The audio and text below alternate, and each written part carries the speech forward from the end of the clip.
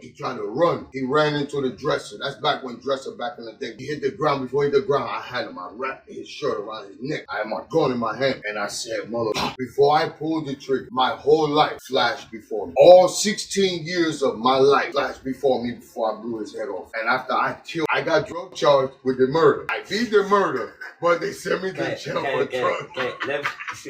The game is different now.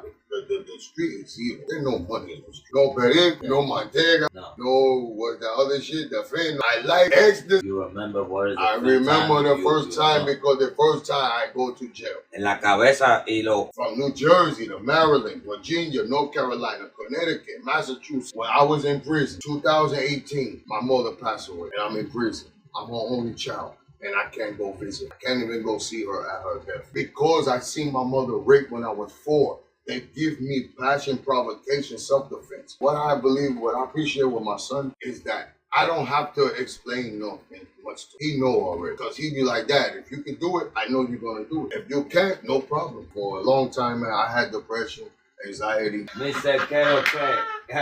What up, man? What's up, my bro? Let me tell you, man, I'm from Newark, New Jersey. I'm grateful for that upbringing. I'm grateful for my family. Father? My father, he black. I know I met my father one time. That was a very different situation. My mother was a babysitter for his wife. How many years you got one? I don't know. It never was together. Oh, it's never together. He have my mother, they had me, and bam, that was never nothing. She wasn't supposed to even have with him because he was a grown man. My mother was 15. So he didn't want to be involved with me because he didn't have no right with my mother. That's why he waited till I'm 9 for him to talk to me. But he never came back after. He had other children, but he raised them, and I met them. But I never met him. When I was looking for my dad in 2003, my mother told me after I was searching for him, she was like, your father died in 1999. I said, how he died in 99? Why you don't tell me? She said, I didn't think it mattered because you raised yourself. You didn't need no man. So right now your father is dying. He been died in 99. 1999. It was 2003. It's in the time I lived. Yeah. It's you were just born. Yeah. See, that's what I'm saying. But listen, like, I didn't know he was dead. It was 2003. Yeah. I was looking for him. And my mother tell me, she said, yo, your father dead. I said, why you don't tell me? Because she said it didn't matter. Cuando él tenía 9 años fue que vio a su papá por primera vez y última vez. O sea, una primera vez en su vida, él vio a su padre. Jamás en la vida. Eso es para que ustedes vean que hay personas que tienen historias que contar mucho más crueles que las que uno está viviendo. Su papá se murió en el 1999. Él lo estaba buscando en el 2004. Y cuando él le preguntó a su mamá en el 2004 por su papá, entonces ella le dijo que él se murió en el 1999. Él le pregunta que por qué ella no le dijo. A lo que ella le respondió, yo pensé que a ti no te importaba porque tu papá lo buscó solamente una sola vez en la vida. La mamá prefirió tal vez evitar ese dolor como madre o tal vez creyó que en realidad no le importaba como hijo. So when your mother say your father is dead, and I'm like, why you don't tell me? He died in 99. Why you don't tell me? She said, I didn't think it mattered because he never took care of you anyway, so it didn't matter. I said, yeah, but I wanted to meet him because I wanted to talk with him just to sit down and say, hey man, what's going on? And this time, how many years you got? I was 26 at the time. At this time you got 26. I was 26 years old. And I wanted to meet my father, just to talk with him, to see why. I wanted to ask him why you couldn't be in my life. I just wanted his answer. Even if he could have gave me any answer, I just wanted that. And whatever answer he gave me, I would have took it because it's his. Okay. And I would have lived with that. You just want to know. That's you just all. want to hear that. That's it. But I never get that because he died. He don't give you the. He was gone. He was dead. Yeah. But I was looking for him when I didn't even know he was dead. This time you living with your mother? No, I was with my aunt. I was living with my aunt at the time. Like my aunt always had me. Like my mother was young when she had me, so she couldn't take care of me. My grandfather put my crib in my mother's room. He put my crib in my aunt's room. You know what I mean? Yeah. Because he knew my aunt more responsible than my mother. My mother was for the street. Right. She for the body. You know, she for the, like your hot girl, Megan's got it. She was that. So, my aunt was my mother. She nurtured me. And I always have my mother. I love my mother to death. Don't get me wrong. I love all the women in my family. But my aunt, that was my mother. Before she even had her kids, she got 2 sons right now. They're my cousins. They know I'm their mother's son. The first time you remember I can't say because I raised by my grandfather. My grandfather, a man, he teach me to be a man. I tell you this right here. I don't got all the answer. But first thing, he teach me how to read, to understand. Because if you can read to understand, you can educate yourself. Number 2, he teach me, say what you mean and mean what you say. Don't talk no shit if you're not going to live up to it. Don't give a man your word if you're not going to do it. Say what you mean. And he told me, don't compromise who you are for nobody.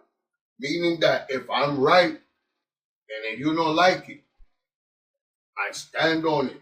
And whatever the consequence, I stand on it. I don't compromise. Because that's what he teaches me. But he also teaches me the value of $1. And I asked my grandfather one time, man, can I get $1 for him? And he told me no. And I said, Poppy, I go to the store with you. I bag the bag. I bring this stuff in the house, whatever. Like, why can't I get $1? He said, no, I don't give you nothing. He said, I'll give you 50 cents. You'll get the jar, go to the gas station, put some gas, put in a lawnmower, and go cut Miss Davis' grass for $1. I said, I'm not going to cut grass for $1. He said, why not? I said, because I'll be working for it. He said, that's the reason why I don't give you my money, because I work for it. So if you want it, I take my bike, throw it away, and get a lawnmower, and that's how I make money. And that costs me $1. I do lawn, I shovel snow, and I rake leaves, and then I have paper route. So growing up, I always make my own money. But when over time in life, when my grandfather passed away, I lose my leadership, but I still kept what he gave me. And I went to the street, and I took the same mentality to the street. I sell droga, and I don't give a fuck. You in my way, you gotta go. I gotta move the grow. You wanna sell drugs? Sell it. I sell my head, you sell your dad, no problem. But you give me problem, you not gonna have no problem. But I'm gonna get rid of you. We're not gonna argue. We're gonna take it right now. That's the street shit. But that's not my whole life. But I'm just grateful to be able to understand the difference. But that lead me to that. That lead me to that. The first thing you got. From him? Yeah. The first thing I get from him was reading education. He always had me reading. He always had me learning. He always from 4 years old. And my mother lose me when I was 4. My grandparents had to take me for the system, because my mother was situation. They come in and then she lose custody. My grandparents take me. 4-year-old, my grandfather had me reading. He had me reading. That's why I like to read. That's why I like to write. If you see all this is all right. I write all day. I write all day long. Like all this is right. I like to read. I like to write. But my grandfather give me that. My grandpa give me that. No, God, you got it everywhere. I got stuff, right? Yeah, Your grandfather is American people or Latin? Black. Black American people, right? Yeah. His name John. Like Juan. He's living now? No, he passed away in 1990. When he died, everything changed in my life. Really? When he died, everything changed. Well, how many years you got when he died? I was 13. This time, when you got 13 years, you lose your father at this time. When I lost my grandfather, and you said everything changed. Everything, my whole world. Tell me what it stopped. My whole world stopped. Okay, let me know. When my grandfather passed away, the people want to know. I tell you, when I didn't know what to do with myself. I didn't even know how to feel about myself. I didn't think I was worthy of anything. I was such a reject. I felt such of a reject. The only thing I felt was acceptable of me was the streets. So I thought, and I dove headfirst into the street because I had no comfort. I had no family. I had no nothing. I had no shelter. But the streets, they give me comfort. They grab me. They say, yo, we got you. Because they fucked up like me. And they said, we got you. We're going to make sure you're okay. And that's why I felt you got 13 years when you go to the street? To the street, yeah. 13-year-old, I went to the street, man, head first. I dove from the diving board into the pool. Straight into the street. Nice.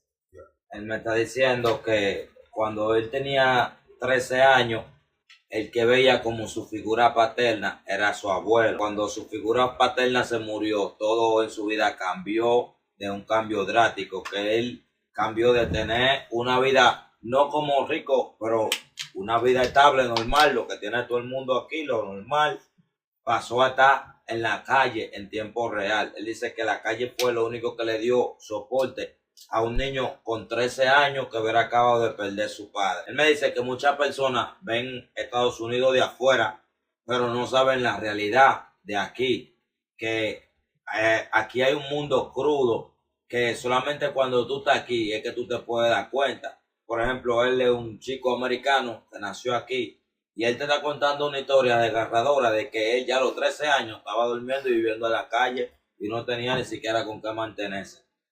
Entonces, solamente para que ustedes vayan pudiendo tener una idea de cómo se tornan las cosas aquí en Estados Unidos y que no todo es lo que parece ni todo es lo que le pintan. Where you live when you got 13 years and you go to the street? You been in New Jersey? I live in New Jersey North. I was with my cousins on my father's side. Okay. How many years you live in the street? All my life after that. All my life, I sell drug in the street. I got you. But I tell you how many years you be in the street. At some point, you like change, you know? Okay, I tell you, from 1990, 13-year-old, all the way to 2018, crime, street life, in and out of jail.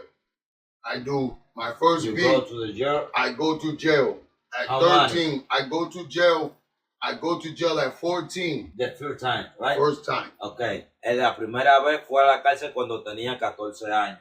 I had 21 count of armed robbery, robbery and carjacking. New Jersey at that time was the carjacking capital. New Jersey was the auto theft capital of the world. Tell them that auto theft.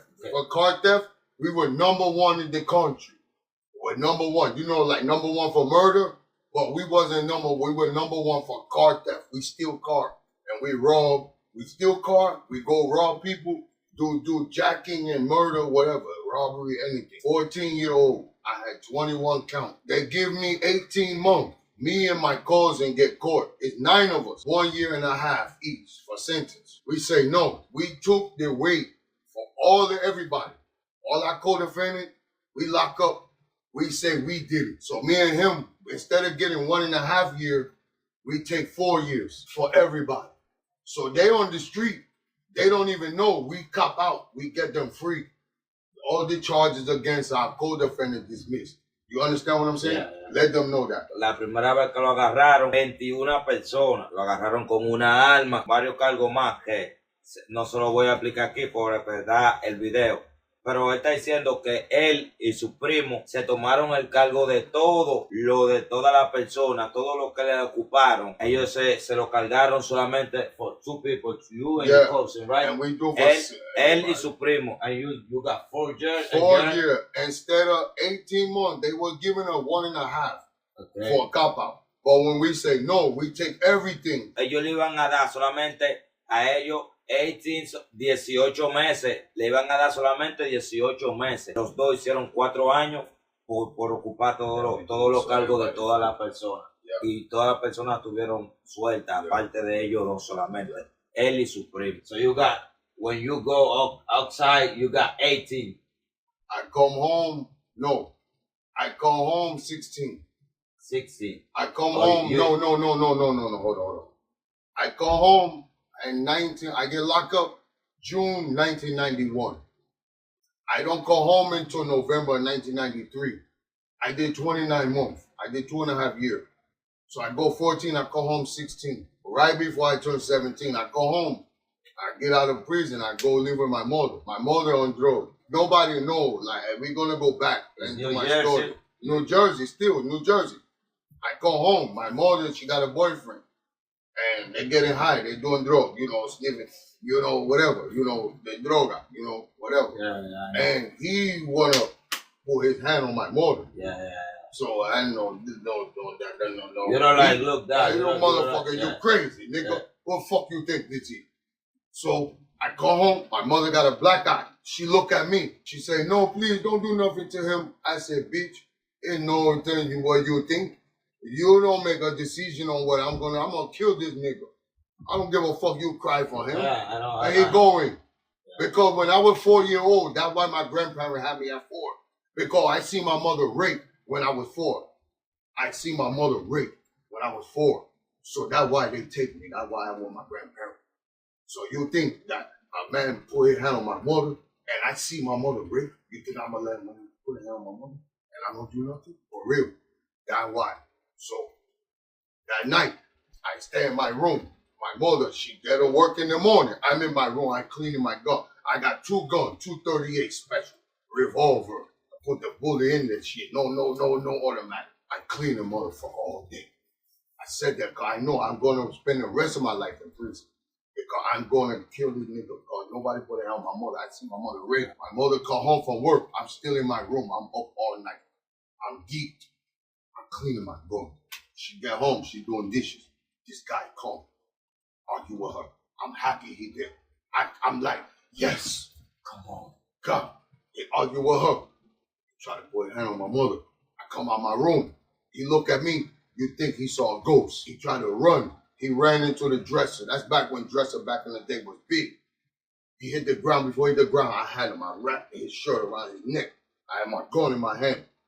And I said, motherfucker. Before I pulled the trigger, my whole life flashed before me. All 16 years of my life flashed before me before I blew his head off. And after I killed him, in my ear, my mother screaming, top of her lung. Only thing I can hear in my heartbeat. I get my stuff on my stuff pack. I had $25,000. Go to my aunt's house, she get me in a hotel. I pay for my lawyer. I go back to the streets. I never went to jail. But you know you were alive right now. No, I do the time for that already. I went to trial.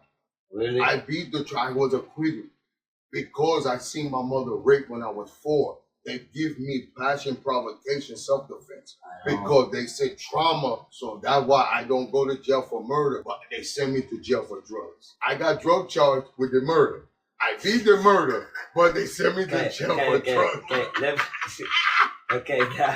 La razón por la que él vivía con su abuelo fue que cuando él tenía 4 años, él encontró a alguien haciendo lo indebido con su mamá. You're giving the whole story about my mother. Yeah.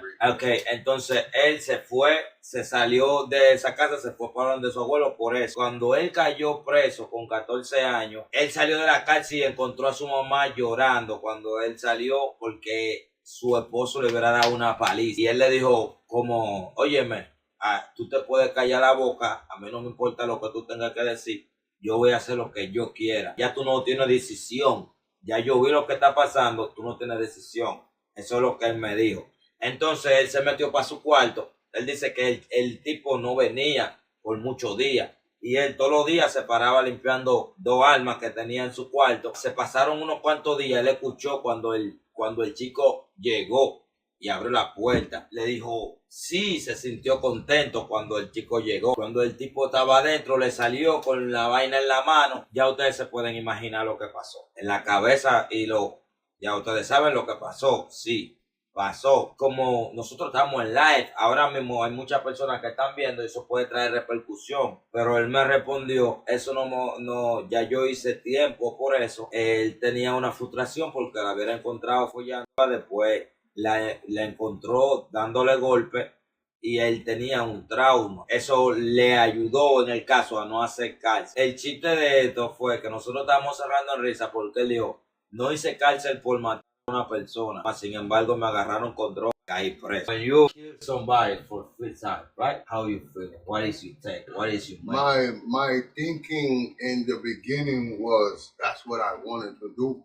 Like that's what he deserved. Like, there's no coming back. There's nothing, nobody, God can't stop this. He's going to die, period. So I felt vindicated in doing it.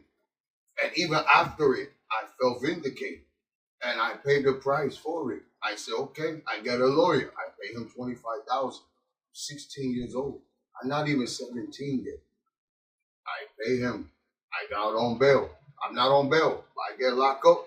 They can't fingerprint me as a juvenile, and so my lawyer come to the precinct and get me out because they fingerprint me. Then they know I got the murder. But they can't fingerprint me until they get me to the youth. But until I don't make it to the youth, then they'll fingerprint me. That's why I always escape. For a whole year, I was on the run for that murder. A whole year because my lawyer, I paid my lawyer, and I stand on my business. I struggled. At 17 years old, I had a BMW paid for. I had 2 apartments. My mother put me out of her house at 13. Well, I was in the street 13, homeless. I had 2 apartments. At 16 years old, 17, I have a BMW paid for. I selling drug out for real. I don't care about nothing. You come, you got a problem, we're gonna have a problem. We don't talk about what the problem? But bang, that's it. Okay. How many you got when you got your son? 31. Tell everyone. I was 31 years old when I had my son. I didn't know have a son early. I know have kid early. I don't want to have kid until I was married, but I was with his mother. We were together for 10 years. Okay. So that's why. You in Jersey in this time, right? This was in Connecticut. Okay, you in Connecticut. I went from Jersey, New York, Connecticut, right? To Connecticut. I started selling drugs in Connecticut too. I went to different states. I went to North Carolina back in the day too, before Connecticut. I went to Virginia. I sell drugs in different states. From New Jersey to Maryland, Virginia, North Carolina, Connecticut, Massachusetts. So you live in Maryland? Phoenix. You live in Maryland too? I never live in Maryland. I sell drug there. Okay.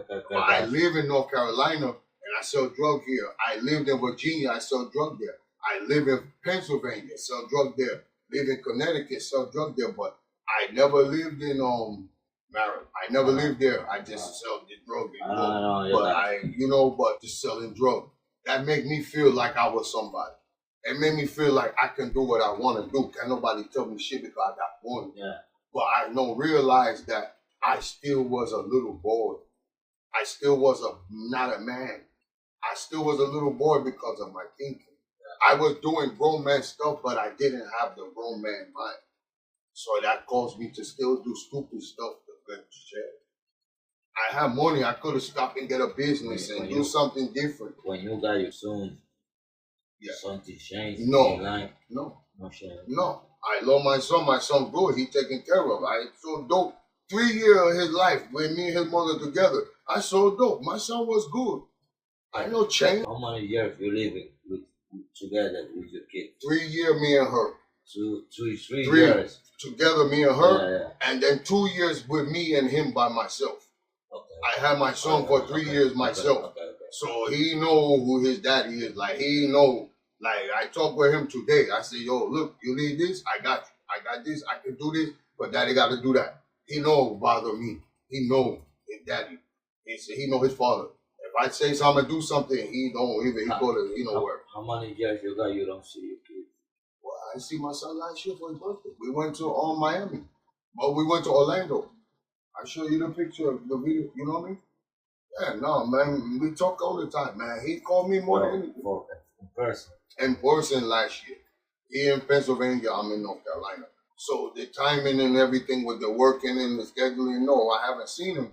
But our communication is there. Like, you know what I mean? He called me, I call him, whatever. But yeah, my son, he don't, like, what I appreciate with my son is that I don't have to explain nothing much to him. He know already. Because he be like, Dad, if you can do it, I know you're going to do it. If you can't, no problem. Because he not mad. He know that because he see me work with just us together. He know if I'm going to work, he know Daddy taking care of business. So if I say, yo, I can't do it right now, well, I can do it next month. But when I want something from him, he give it to me. No, I need you to be good in school. Give me your grades.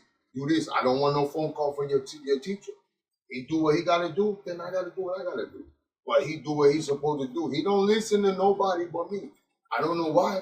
He lived with his mother, but his mother talked to him, whatever. But some reason when I talk to him, he's okay, Dad. And I appreciate that because he couldn't tell me, no, you're not there for me. I don't got to listen to you. You know what I mean? But that respect is something that you can't pay for. When you got the respect of your children, you want to keep that. When you lose the respect of your children, you don't have nothing.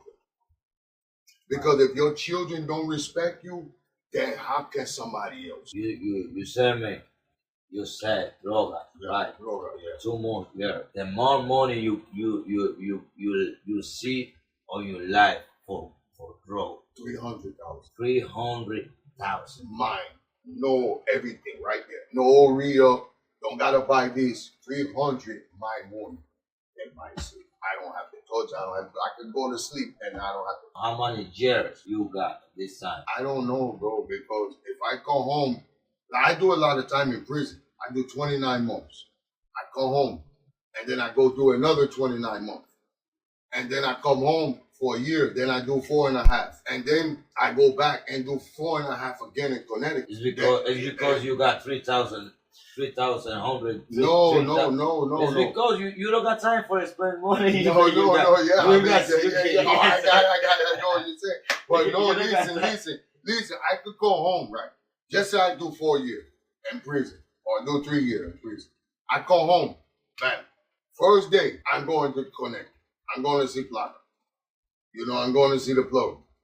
Get the shit. First day, I'm back. Getting the plane going. First day home. I ain't no even go eat breakfast. I going to get drug and I'm selling drug. First day home from prison. 4 years. So in 6 weeks, I can have 50,000. Give me another month, I have 150,000. If I got one spot and I'm moving and I'm working right, I got 150,000. 3 months, now I got 250. And I'm not even buying a kilo. I'm only buying 250 grams of cocaine. 250 grams, just 25,000. Just flip it. I spend 10, I make 25. Spend 10, make 25. I make every 2-3 days.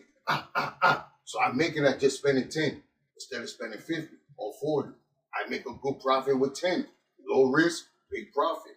So the money getting every other day, and you don't even realize it is there. My aunt washing my clothes, and she found money. She found $5,000 in my cousin clothes. He got 5,000, he forgot. Like, you know what I mean? So it's like that, but that's when it was like that. The game is different now. The street is evil. There's no money in the street. I'm talking about back then. It could be a few months, and then 3 months later, I'm locked up. And now all the money go back to the lawyer, the commissary, the bail. Everything go. Everything is back. So you lose it in the end, at the end of the day. But I loved it. And I appreciated everything that it gave for me because it helped me raise my son. But it didn't do nothing for me as a man because I was still operating as a little boy. Yo le pregunté cuánto es lo máximo que él ha hecho de dinero, cuánto es lo máximo que él vio en la calle vendiendo sustancias ilícitas. Y él me dice que él lo más que vio fueron $300,000 juntos de él, no de otra persona, no algo que tenía que comprar, no algo que era de la venta. Él dice que él vio de su ojo $300,000 de ganancia, por decirlo así, para que me entiendan mejor, la parte de todo lo del negocio. En un mes, 50,000. En 2 meses hacía hasta 150,000. 3 meses, 250 hasta 300,000. Podía ser, dependiendo.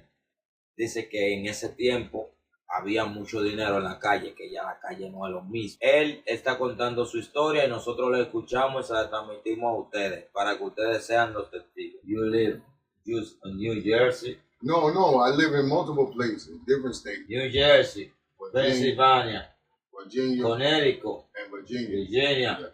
And North Carolina. Yeah. You got 5 states, right? Yeah. Oh, I live in Phoenix too. Oh, Phoenix. Last year, I lived in Phoenix last year. The best state for me is, I love North Carolina. It's a very good state. You can come in, you can live, you can retire, you can just sit back and chill. Let me know, what is the favorite state for you on your life? Well, New Jersey, of course, New Jersey. That's where I'm from. New Jersey, because you're from, I guess. We're back now. Thank you, man. This is Mr. Carlos. Okay. Yo soy Reycool, yo soy, ya ustedes saben. Entrevista en español y en inglés, su historia de vida. Tuvimos que hacer un pequeño corte, pero ya estamos aquí de nuevo.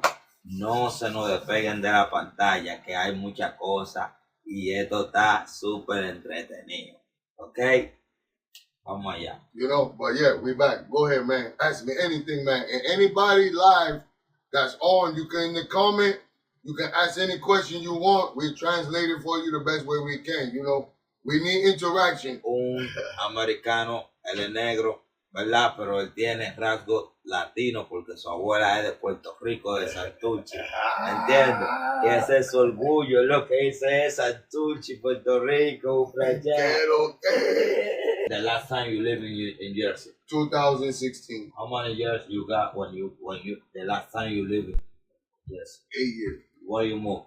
Connecticut. You go Connecticut when you got 8 years? 8 years I live in Connecticut. I'm from New Jersey. You said the last time I was in New Jersey. Okay. 8 years ago, I live in New Jersey. I moved from New Jersey to Connecticut. I moved from Connecticut to Pennsylvania. I moved from Pennsylvania back to Connecticut. Then from Connecticut to Phoenix. And from Phoenix to North Carolina. 5 different places, 4 different places in 8 years. From 2018, I was 2 years in Connecticut, time, prison. I was leaving Jersey. But from that time, 2018 to now, I've been living in a different state. But I haven't been in no trouble, no criminal. The better time that you got. I would say when my son was born. How much years you got? My son was born, that was 2011. How many years you got when you soon come? 31. I was at 31. You said me before you got 31. And you live it from Jersey? Yes, I was in New Jersey. Okay. This is your better time. That was the good time. I mean, for my life. I mean, I had a lot of good time, but that for me personally as a man, that was a very good time because I get to see my son. That was a very good time. And during the time when he was first born, it was like a dream. It was just like everything was just so like, because this is the first time I had a child.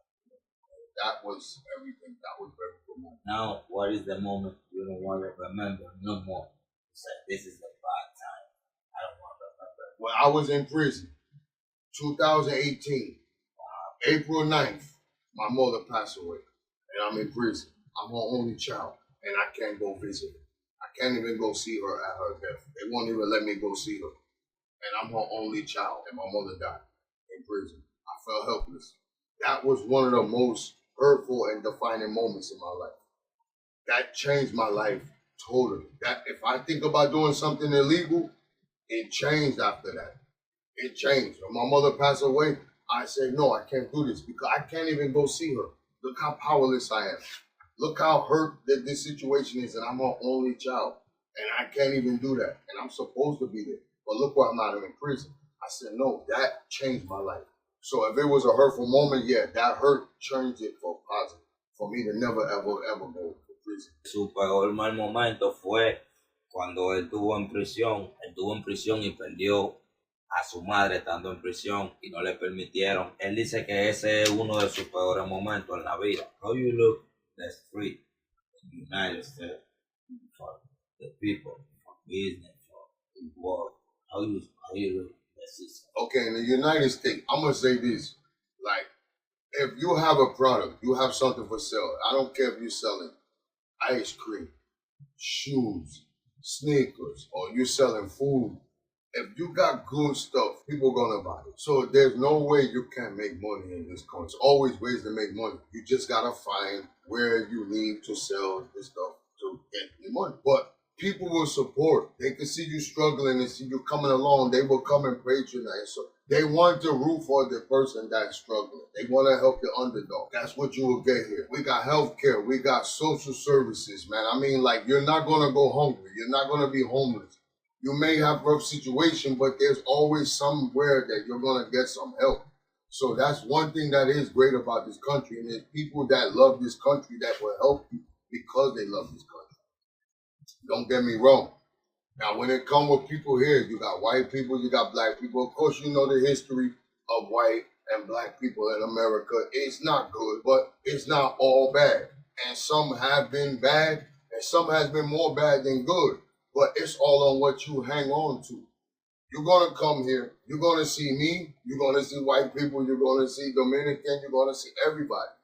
But if you got good food, guess what? I don't know one person, regardless they're white, black, green, purple. I don't know nobody that don't like to eat food. So no matter what, if you got it, they're gonna come. Do you think only one person go to Chick-fil-A? No, everybody go there. The same way everybody go to Popeyes. The same way everybody may go to KFC. So I'm just gonna keep it 100 with you, and reference to that. But that may be kind of a systemic thing. But I'm just gonna say overall, when you come here, there's employment. You're gonna get hired, even if you're washing dishes. You're gonna get a job. And I see people come out of situations like myself and build from that and grow. So it's almost like you coming to this country, it's almost like me coming out of prison. Like you trying to find your way and I'm navigating my way into something I never did as far as work. The people outside of the United States are different thing that reality we live Yeah. in the I think United they States. think, yeah. I think they think that the United States is like, oh, you come here and you're rich.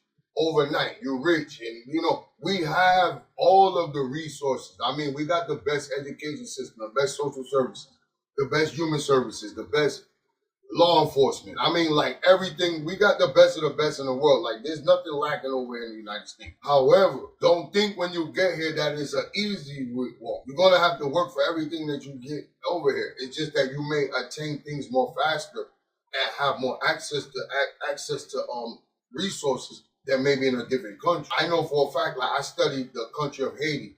I know that I studied the country of Haiti, and not just from just the people, but I studied it from a social, political aspect, and I realized the resources that they have there. Y'all got certain resources in San Domingo that we could never have here because of the tropical, the climate. But the thing is, this is that when you come here, you get the winter, you get the cold, whatever. But the bottom line is that y'all find a way to adapt.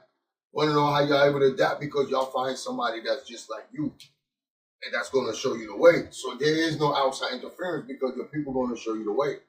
The same way if I was to go to Indianapolis and my bro out there, I got a brother named Matt that's out there, and he'd be like, "Yo, bro, I'm gonna hold your hand through this whole thing." Of course, I know I'm gonna get acclimated to Indianapolis because he's walking me through it. The same way when you come here, it's not easy, but it's better than any place in the world. But you got somebody to walk you through it. You could definitely be successful, but it's not easy. It's not a cakewalk. Not everybody here is rich. Not everybody here got money. Don't listen to the rap songs. Don't listen to the video. It's not like that. Because people are struggling. Even the rappers are struggling. You see the big chains and all that.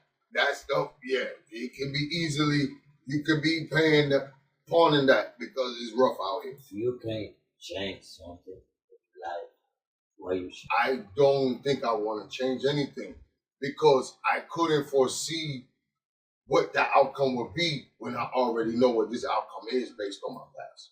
Now, in the present, I would say this is that I don't want to even change nothing right now because everything that's being manifested to me, being exposed to me, I'm grateful to see. Because if I change it, then I don't really see who people are. I don't really get to see what's going on. No, I want everything. Because when the wave comes, do you think the sand say no? You're on the beach. The wave come, right? The sand can't stop it, right? No, you want it because that's the natural process. You want it to go. Everybody, if I'm in the process and I need help and nobody want to help, no problem. But it allow me to see what my direction for the future, I can change that, but I can't change something that you're getting tired, nigga. Sometimes you got depression or something like that. So let me know how this works. Okay, I would say this, like, right, for a long time, man, I had depression, anxiety, and things of that nature, even before I lose my mother. But it took time for me to work on that.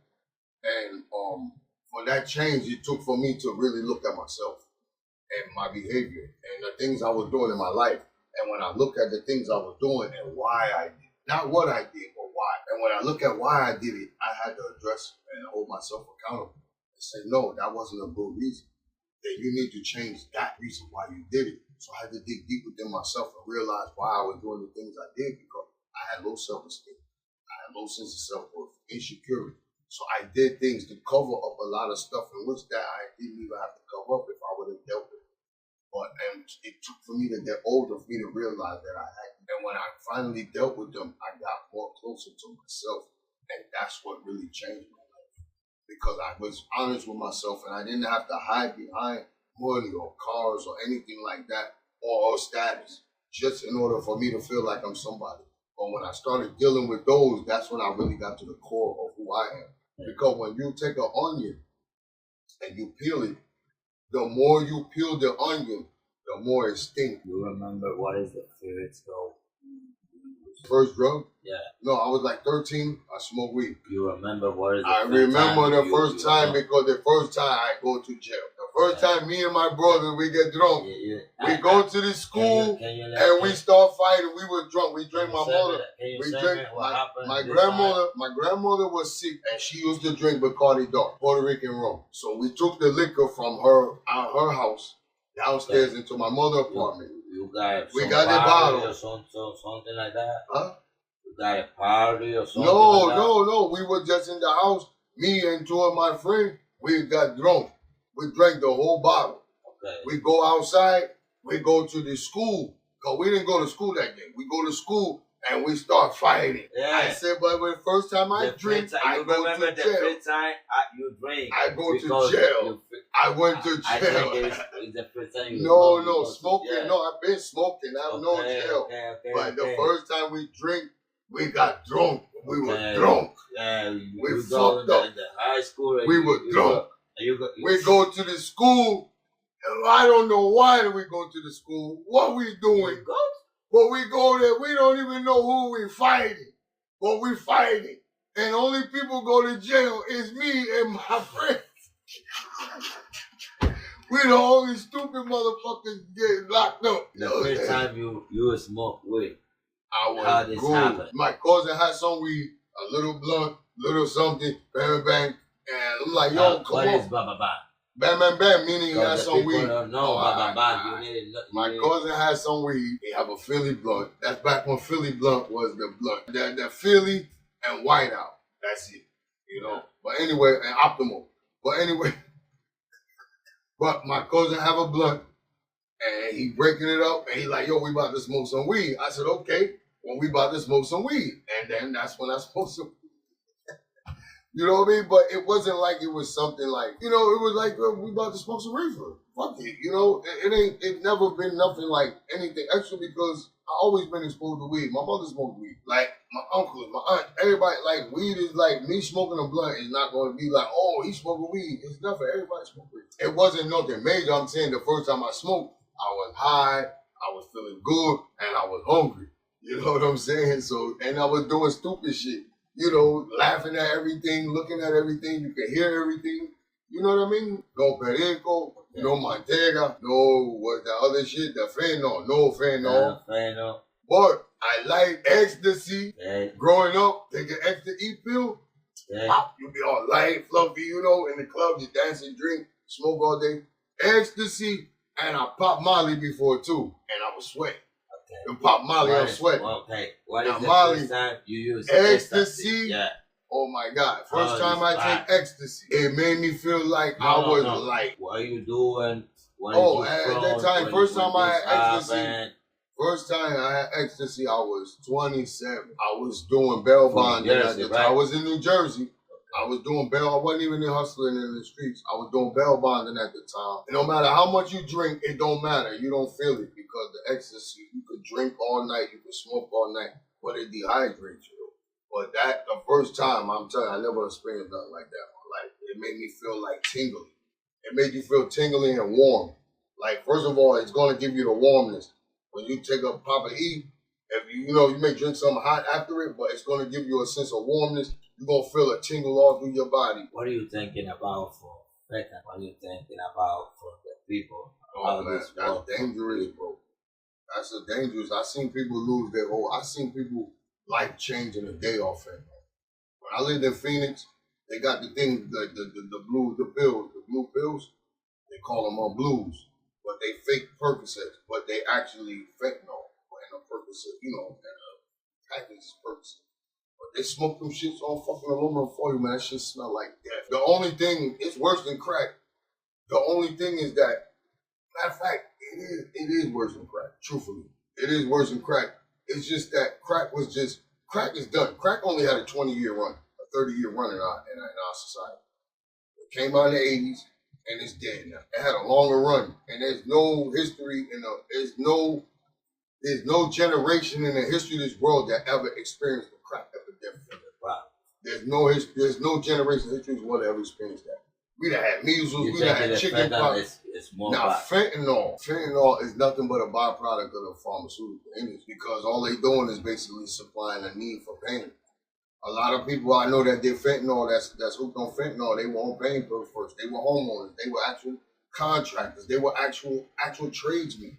But they ended up on some type of drug that they ended up on fentanyl. He believes that fentanyl can mark a change for the youth. Yeah, it could change their life. They're not going to be living if they use it. That's the only thing going to change. If a young guy doing fentanyl, his life is on a course to die. I don't think the youth are faced with anything more than that they already been faced with. Like, there's nothing life-saving or life-changing that's going to happen doing fentanyl other than the fact that you're going to die. Do you think it's easy for the people come back and use that? I think that anybody that has a will to not want to use drugs can survive anything and get away from it and not use it. If you have that will to do it. Like, there's no certain rule or no cookie cutter. My thing is that. It's out there. The same way trees grow. That don't mean you gotta climb every tree. That don't mean you gotta take every offer. But if you fuck with fentanyl, I don't recommend no kid do no drug. But if you fucking with fentanyl, I hope you got insurance. I hope you got life insurance. I hope your people can bury you. Because you're going to take yourself and everything that's with you going with you. Because you're going to end up with nothing fucking with fentanyl. You see or you know somebody use that and get their life together. Damn, you say, oh, this time it's going down. They done with clean, get their life together. Yeah. Yeah, I mean, I know a number of people who, I don't know nobody who did fentanyl and got clean. Because this is new. I don't know nobody that do fentanyl. I mean, I've seen people, but I don't know them like, they don't like it. They do that. But I've seen people do heroin. I've seen people do crack. I've seen people do cocaine. I've seen people get high, and I'm talking about so high on the street, they walking on their eyebrows. But I've seen them change their life, become business owners, get property, own house, take care of their kids, and do good for the community. I've seen people change their life. I've seen people do a lot of wrong things, but they make something different with their life. They do good. But I haven't seen nobody do good with fentanyl because it's still new. And I don't know nobody. People my age don't do fentanyl. People my age is 50, 49. They don't got time for that. They're going to do either crack, what they've been doing. They're going to either keep smoking their crack, either sniffing their coke, or either getting their weed or drinking their liquor. Most people my age is not trying to do new drugs. America is open for business. America is for sale, actually. If you got enough money, you can buy whatever you want here. If you got enough brains, you can make anything happen. If you got enough heart, you can live. And if you got enough drive, you can survive. Overall. And I just want to say that anybody coming here, it's not as easy. And everybody here is not what they tell you we are, man. They say black people, we bad, we the worst, whatever. Nah, we really not. Don't listen to them people, man. But the bottom line is that. You get here, man, you get to get around everybody, man. Get to see who everybody is and what's right, man. You know what I mean? For the most part. Because at the end of the day, man, we all here for each other, man. We just trying to make everything work in the best way possible. Thank you, man. Everybody watching right now, this is no stage, this is no makeup. My brother, he encouraged me to do this. He's not gonna let me do less when he know I can do more.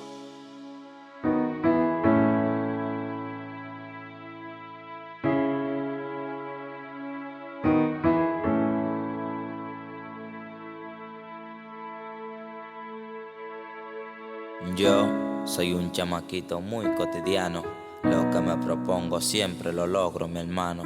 Me han puesto 3000 barreras y todo lo he derrumbado con poderes de la tierra y ayuda de unos hermanos. Sigo firme, todavía no me he doblado.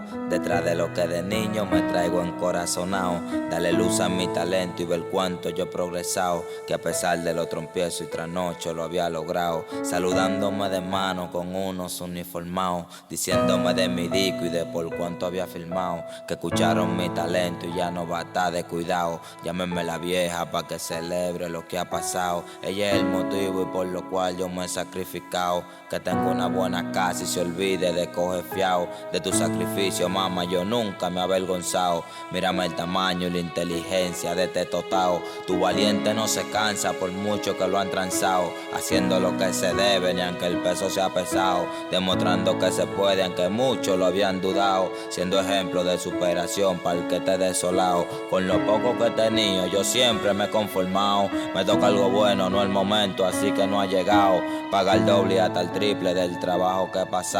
Que no era trabajo, era una prueba para estar depurado. Por más duro que golpeen, nunca me han desenfocado. Mis puños son de Mayweather, mi agilidad de Pacquiao. Yo he visto muchos accidentes, pero yo sigo parqueado. Y el que me conoce heavy sabe que no soy doblado. Pero existen gente que es mejor no tenerla ni al lado. Zanahoria con purina y al final terminan chao. Pero existen gente que es mejor no tenerla ni al lado. Zanahoria con purina y al final terminan yo soy un chamaquito muy cotidiano.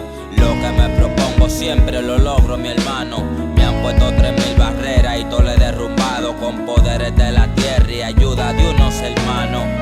Sigo firme, todavía no me he doblado. Detrás de lo que de niño me traigo encorazonado. Dale luz a mi talento y ver cuánto yo he progresado. Que a pesar de los tropiezos y trasnochos lo había logrado. Saludándome de mano con unos uniformados. Diciéndome de mi disco y de por cuánto había filmado. Que escucharon mi talento y ya no va a estar de cuidado. Llámenme la vieja pa' que celebre lo que ha pasado. Ella es el motivo y por lo cual yo me he sacrificado. Que tengo una buena casa y se olvide de coger fiao. De tu sacrificio, mamá, yo nunca me he avergonzado. Mírame el tamaño y la inteligencia de este totao. Tu valiente no se cansa por mucho que lo han transado. Haciendo lo que se debe ni aunque el peso sea pesado. Demostrando que se puede aunque muchos lo habían dudado. Siendo ejemplo de superación para el que esté desolado. Con lo poco que he tenido yo siempre me he conformado. Me toca algo bueno, no el momento, así que no ha llegado. Pagar doble y hasta el triple del trabajo que he pasado. Que no era trabajo, era una prueba para estar depurado. Por más duro que golpeen, nunca me han desenfocado. Mis puños son de Mayweather, mi agilidad de Pacquiao. Yo he visto muchos accidentes, pero yo sigo parqueado. Y el que me conoce heavy sabe que no soy doblado, bro. Reycool Phenix.